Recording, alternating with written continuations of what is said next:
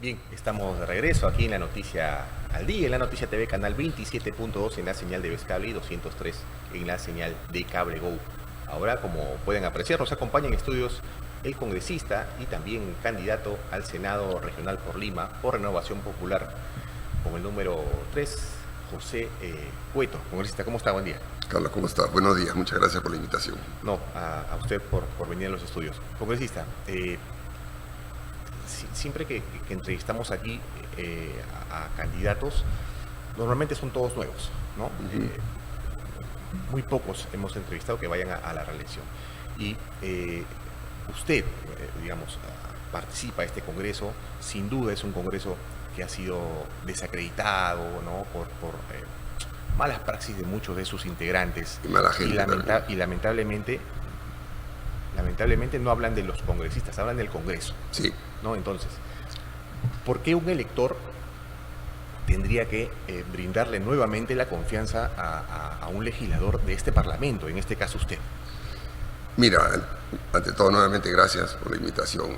Yo comparto el sinsabor que tiene muchísima gente, yo mismo en el sentido, porque cuando entré, después de estar toda mi vida trabajando en el Estado, en la Armada, que es una institución, lo voy a poner de esta manera, muy diferente a un Congreso, muy diferente, donde te inculcan valores, principios, me puedes meter la pata, pero nuevamente sales y tienes mucha interrelación con personas y te ayuda mucho el tener gente que te puede decir de abajo para arriba qué cosa está mal o de arriba para abajo que te enseñan también, ¿no? Entonces, y donde, por ejemplo, la palabra tiene un valor, acá no.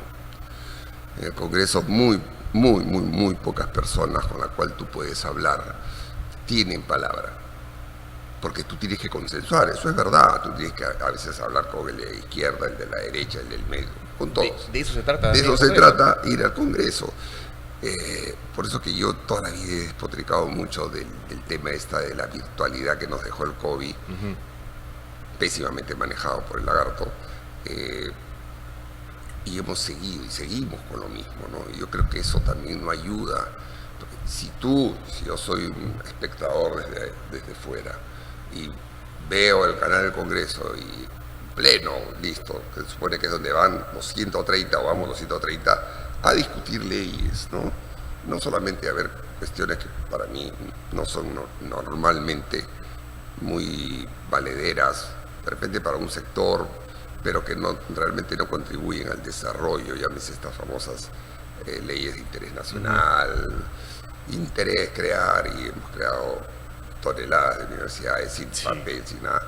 Entonces, si yo soy del público, se me ocurre ver el canal y veo, y de repente empiezo a mirar y digo, 2, 3, 4, 20, de 130, y el resto está en la virtualidad. En sus casas, tranquilos. Sabe Dios. No me acuerdo haber dicho en un momento, ok, si va a regresar la virtualidad, vamos a continuar, le digo, que prenda su cámara. Es lo mínimo que debería hacer. Lógico, pues, hasta sitios donde hay, digamos, el sistema de justicia, tú entras a cualquier tipo de interacción con jueces, fiscales, lo que sea, que te obligan a prender la cámara para saber que el que está ahí es realmente el que está hablando, y no como muchas veces dicen, no, por el chat, te ponen que sí, que no, en comisiones sobre todo.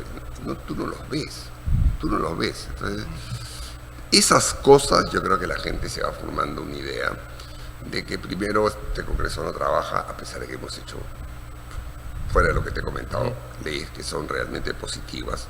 Muchas hemos nombrado al TC, al Defensor del Pueblo, lo del PCR, bueno, en fin, cosas que son importantes para el manejo del país. Pero eso, obviamente, mucha prensa no lo resalta, solamente ven la parte mala, que si mucho sueldo, que si la corta uñas, que en paz descanse, la señora ya falleció. Eso es lo que resaltan siempre, no las cosas que fulano está amarrado con sutano, o que si de repente se fue a tal sitio y estaba con las amiguitas por acá, lo que ha pasado últimamente, por ejemplo, en el Congreso, denuncias, bueno, de todo. Y obviamente suma todo eso y la gente pues tiene una percepción, creo yo, en parte equivocada, porque generaliza, ¿no? Claro. No se debe generalizar. Claro, Ahora, se habla del Congreso más que de congresistas, ¿no? más que de congresistas. Ahora, yo tengo una posición particular, primero porque fui invitado por Rafael, ¿no?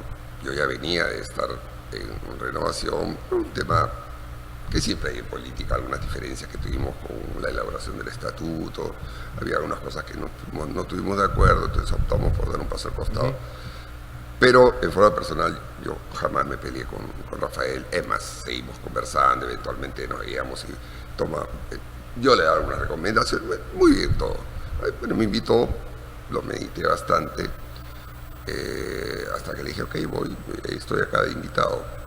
Y sobre todo para seguir, y ese es el tema que yo quiero seguir trabajando, que es el tema de visualizar en positivo siempre la labor que hace la Fuerza Armada, la Policía Nacional, todo lo que tiene que ver con el servicio técnico a la población, Claro, ahora, sin politizarlo, porque ese es uno de los grandes problemas que tenemos en el país. se politiza muchos temas, ¿no? Se politiza la salud, se politiza la justicia, lo hemos visto en estos últimos años. Terrible, ¿no? Terriblemente, Terrible. ¿no? Ahora, el tema de la seguridad ciudadana, sin duda, es el más importante ahorita para solucionar. Sí, claro. ¿no? Pues el punto de partida para solucionar también el tema económico, ¿no?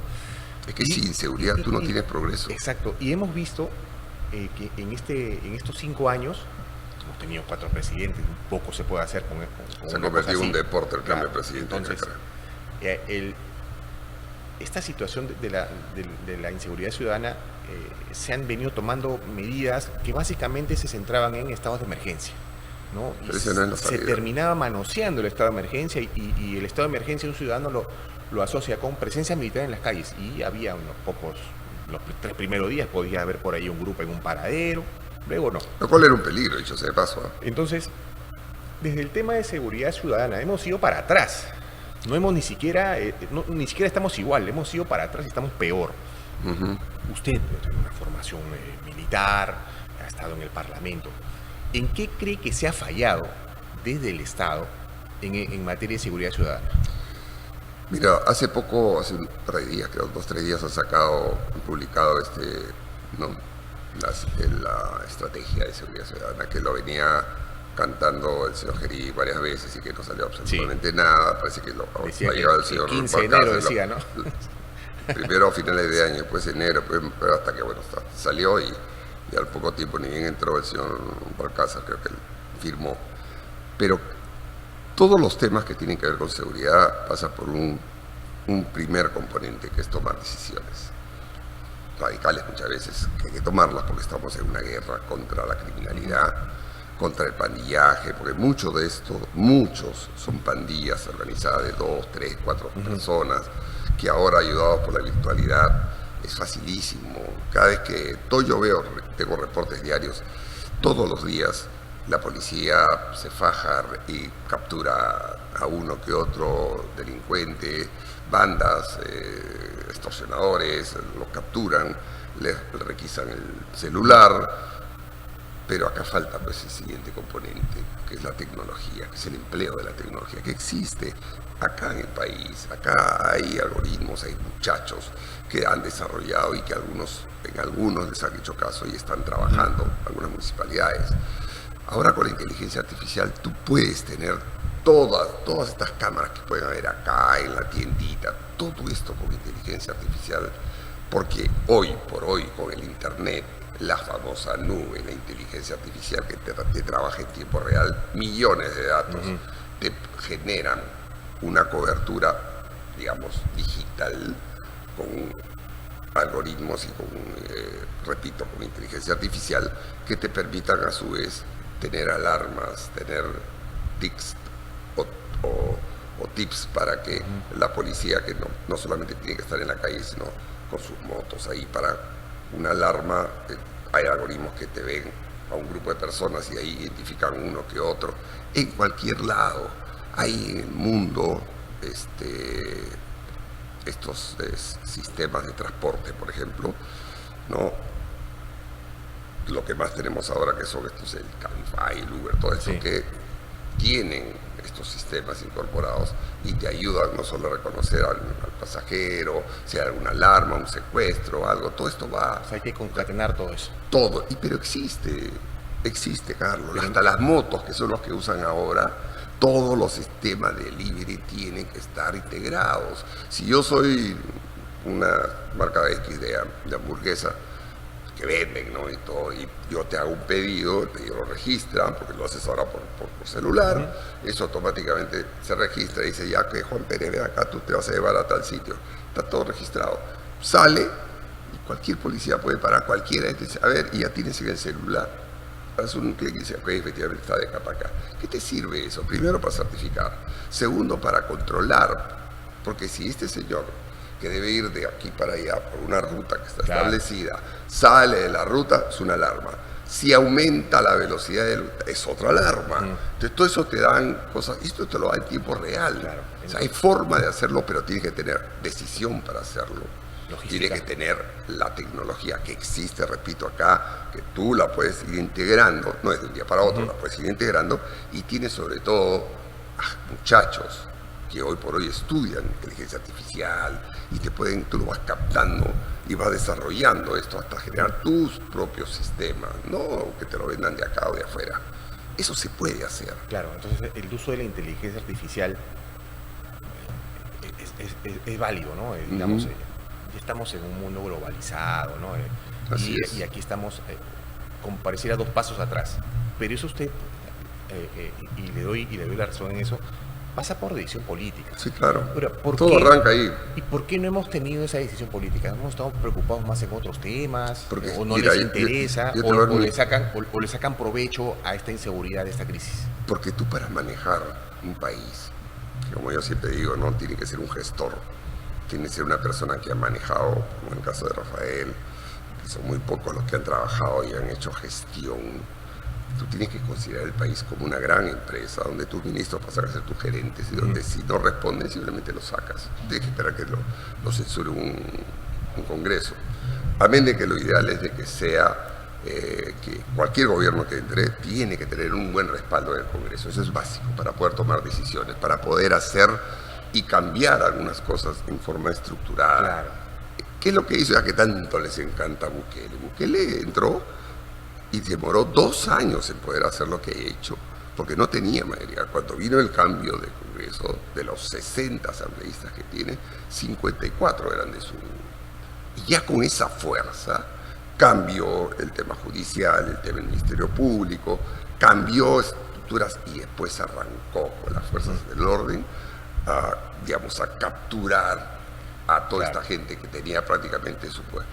Ese es el gran éxito de él. Tienes que tener una fuerza suficiente que articule y trabaje coordinadamente entre el Ejecutivo y el Legislativo. Ahora, eso desde aquí lo vemos medio imposible por la gran cantidad de partidos que tenemos inscritos para las elecciones. Hay bancadas que se forman, de estas bancadas se terminan partiendo.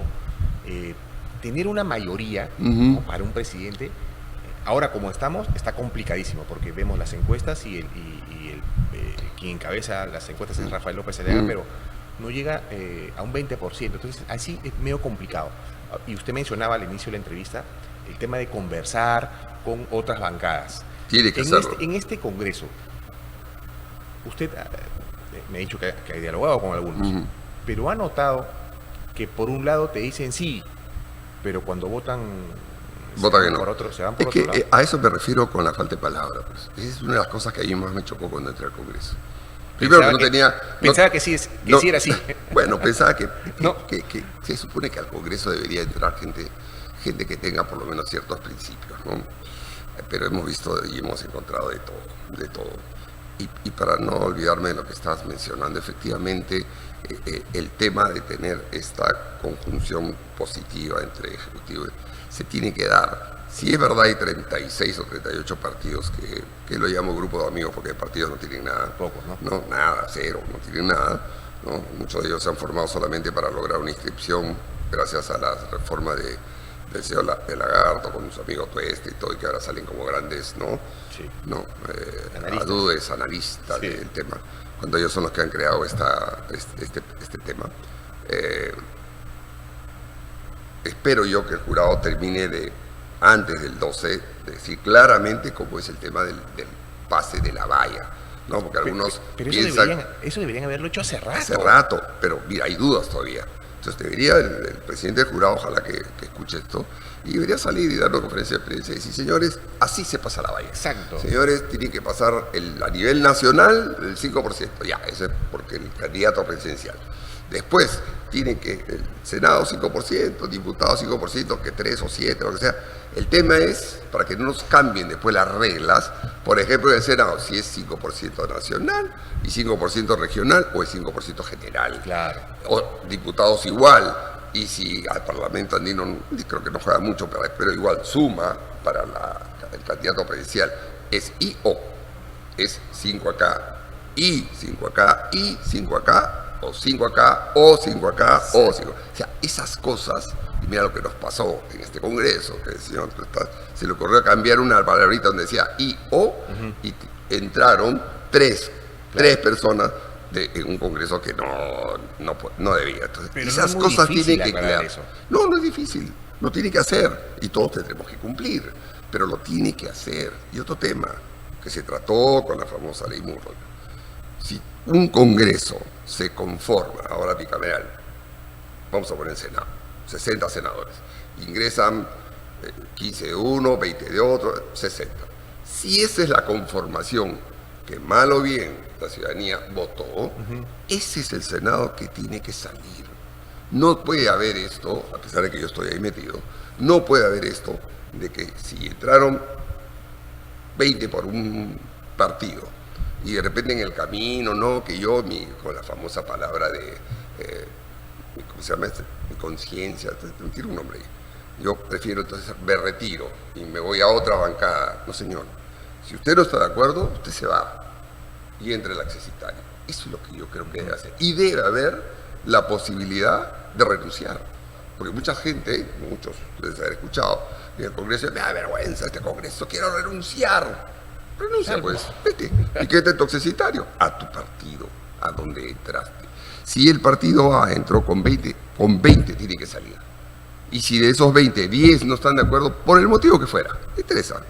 Bueno, entonces eso es, se van, ingresan los accesitarios y sigue el bloque para poder trabajar, ir armando partidos. Ojalá que queden, 4 o máximo 5 después de esta elección.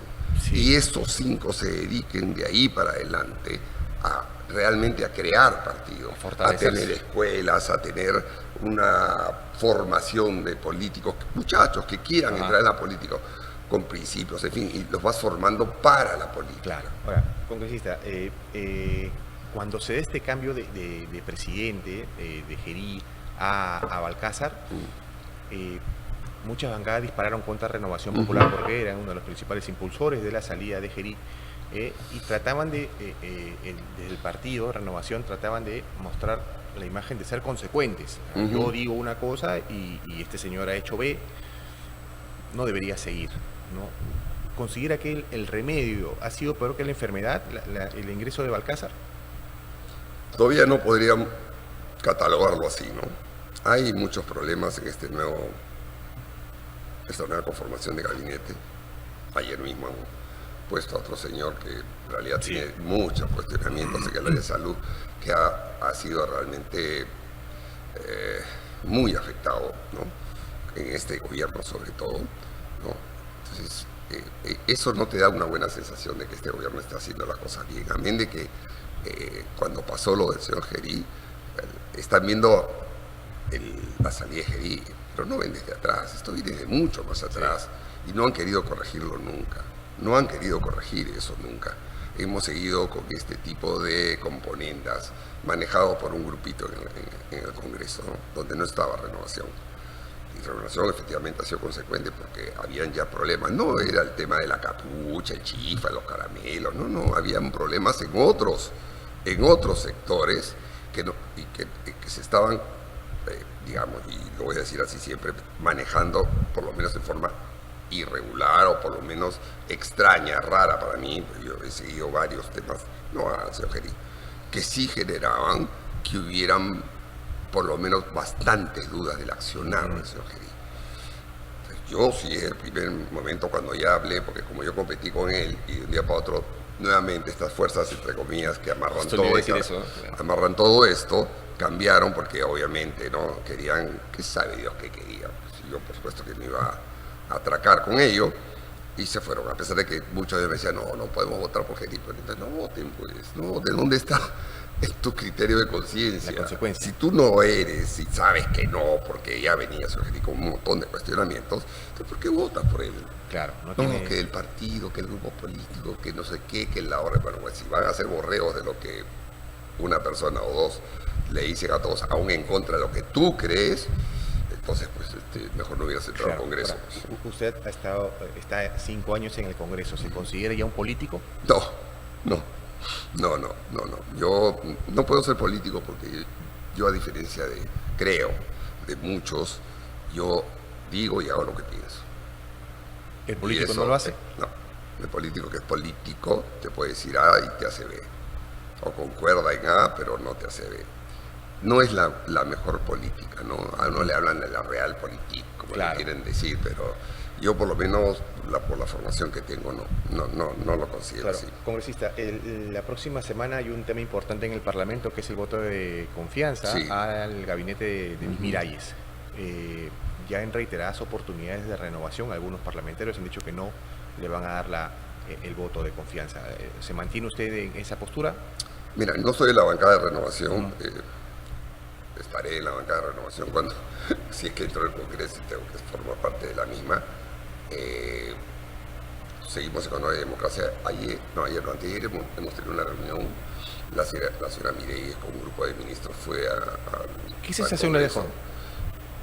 Positiva, yo te diría que no fue mala, no fue mala porque al menos, ¿no? No fue un tema que nosotros nos pusimos a criticar todo. Nos dedicamos más a darle algunas ideas y algunas recomendaciones en diferentes temas, ¿no? Tanto de seguridad, el tema que estaba ahorita, que está todavía, la crisis energética, ¿no? De las acciones nos comentaron lo que habían hecho y por qué lo habían hecho. Es entendible, algunas puede ser que yo no esté de acuerdo, pero los técnicos, que son los que están ahí metidos, ¿no? Optaron por ello. Nos habló ahí la señora Mireille que efectivamente estaban corriendo, el señor Tiempo nos ayudó para que permitiera que los helicópteros pudieran llevar, que ese era el gran tema, trasladar todas las cosas al punto para poder hacer las reparaciones. Tengo entendido que el día de hoy las están terminando, están sellando ya todo, y demora por lo menos 24 horas levantar nuevamente la presión y todo lo demás para que el ducto nuevamente restablecer el servicio y se restablezca el servicio. Nos dijo ella que si era así, aparentemente ha sido así, el día sábado o domingo a más tardar debe estar restablecido todo el servicio. Amén de que siempre cuando pasan estas cosas, si le sumas el tema de la guerra en el Medio Oriente, que con el tema sobre todo de la disputa y los temas que están habiendo en el estrecho de Hormuz, que lleva a un problema de petróleo, que disparó primero el barril y ahora ha vuelto a bajar. Todo eso sumado crea también un mundo de especulación, porque reservas hay. El tema es que nuestros amigos se aprovechan, y así sea por unos días, y tú lo puedes ver en cualquier grifo, levantan los precios, ¿no? Injustificadamente. Ahora, así es. Vamos entrando a la recta final de la entrevista, bueno, y quería preguntarle sobre Rafael López Aliaga. ¿Cómo lo ve en estas elecciones? Según la mayoría de encuestas, las encabeza. ¿Lo ve con esa fortaleza de llegar bien parado a una segunda vuelta? Mira, yo te digo que de haber trabajado con Rafael en la campaña anterior y ahora en esta nueva campaña, primero veo una persona que ha madurado mucho. Tiene sus errores, como cualquier ser humano. Es un hombre honrado, eso sí me consta. Es un hombre honrado que ya es bastante en la política. Lo mínimo que se puede pedir. Es lo mínimo que se puede pedir, pero que muchos, los demás, no lo pueden mostrar. Y es un gran gestor, que ahí va lo que yo me refería al inicio, ¿no? Tú para gerenciar un país, porque hay que gerenciarlo, tienes que tener experiencia de gestión, tienes que manejar como empresa, varias cosas como una empresa, y tienes, que es una de las cosas que él está proponiendo, es reducir un poco el aparato estatal, reducir ministerios, porque hemos ido creando ministerios que, por lo menos para mí, yo desaparecería de arranque 4, los integraría para que los temas se sigan viendo, pero bajo un solo comando, como decimos nosotros en las Fuerzas Armadas, ¿no? Y esas, entre otras, de las cosas que queremos hacer, ¿no? Y hay un montón de temas en los 4 ejes que él ha manejado, ¿no? Claro. La última. En una parte de la entrevista usted me mencionaba el tema de las Fuerzas Armadas y cómo lo estaban mirando y cómo las habían manejado. ¿Cuál es la realidad de las Fuerzas Armadas ahora frente a esta politización que existe? Mira, por eso que, y ese es uno de los grandes temas que quiero, y ojalá que me puedan, si es que ingreso al Senado, que nos pudieran acompañar en la posibilidad de que ingresen también otros miembros de la Fuerza Armada, para tener un bloque que nos ayude a, y repito la palabra, a visibilizar en positivo a las fuerzas del orden en general. Porque siempre, desde que se logró la lucha militar, el triunfo militar contra los elementos terroristas, nosotros nos descuidamos, igual que el país, en el tema político, en el tema cultural, que básicamente abarca educación, la misma cultura, que ha sido tomados por esta gente, son muchos radicales, y que han ido topando no solamente el tema de educación, el tema de los diferentes ministerios, el tema del sistema de justicia. Yo hasta ahora no entiendo algunas cosas, y por más que tratamos de luchar, por ejemplo, contra la inseguridad ciudadana, si este triángulo no funciona articuladamente entre Ministerio Público, Poder Judicial y Policía Nacional, con la cúpula de inteligencia encima para poder articular bien la lucha contra todo lo que es la inseguridad ciudadana, pues pase lo que pase, así sigamos creciendo económicamente, así haya dinero para los emprendedores. ¿Qué van a hacer si tú les puedes dar? Porque veo ahí que hablan de que sí, le voy a bajar el interés y le vamos a dar crédito de acá y bonos de acá y todo. Cuando sea pobre, no sé, molintero, le das 1.000 soles para que mejore esto y llega con sus 1.000 soles y a los 2 segundos tienes a un sicario al costado o a un extorsionador que te los pide y si no te mata. Tú tienes que darle seguridad a la gente. Si tú no le das seguridad primero a la gente, si no hay orden primero, el país no va a salir adelante. Bien, congresista, ha sido un gusto tenerlo en estudios, bueno, y le deseamos éxitos en la campaña. Bien, muchas gracias. Estuvo con nosotros José Cueto, congresista y candidato al Senado Regional por Lima, por Renovación Popular, él va con el número 3.